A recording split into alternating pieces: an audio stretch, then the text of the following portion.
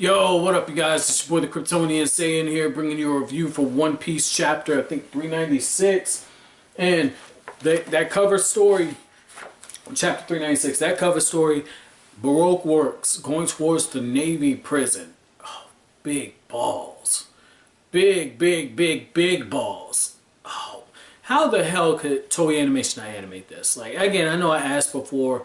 I'm assuming they didn't, because again, so many epic cover stories you guys said didn't get animated. They got big balls, and I would like to see Baroque Works reunited. And I want to see like a Straw Hats versus Baroque Works rematch. Might not happen. Don't see a reason for it to happen unless we're gonna have something where they're brought back, rescued, and then someone like Doflamingo takes them out, and that's how we know. Okay, Doflamingo is that dude. Like, I already know he's that dude. Because again, it's that Doflamingo greatness, okay? Even I knew Doflamingo was fucking great before I even started the series because a friend told me I'm going to love Doflamingo. So maybe this is just me looking for ways to hype him up. But the actual chapter itself, Oda continues with the feels, okay? Because you got Robin, she's holding her mom's hand, right? And she's saying, I always wanted to do this. And then that's when Olivia and Robin, they embrace. And it's just such a great payoff because leading up to this, like you see like different flashbacks where in the last chapter, Robin is remembering how she saw like the kids throwing the rocks at her because they were saying that her mom left her because she's a monster. And Robin was just trying on dresses, looking for attention, trying to feel better about herself, not really accepted. I mean, this was just so beautiful, man. So beautiful. And that one shot where, like, the daughter's being held by both of her parents. And you got this going on with Robin. Oh, my God, man.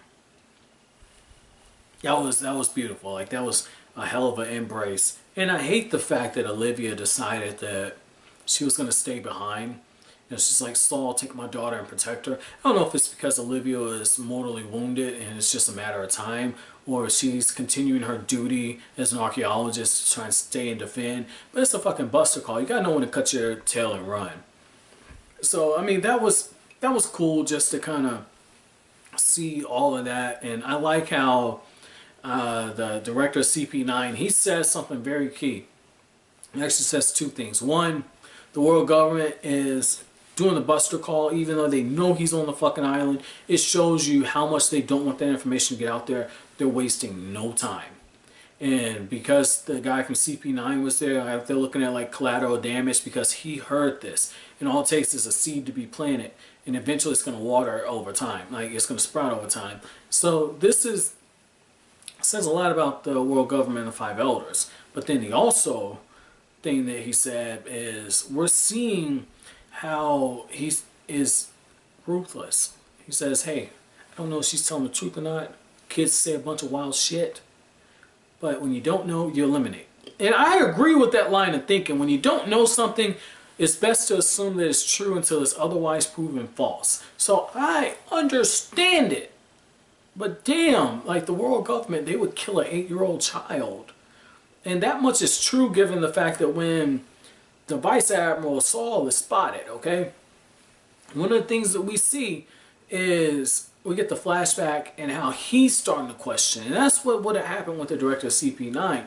Granted, we don't know if he lives after this. More than likely he does. But they can't take that risk because Saul was starting to question. They just wanted to research history.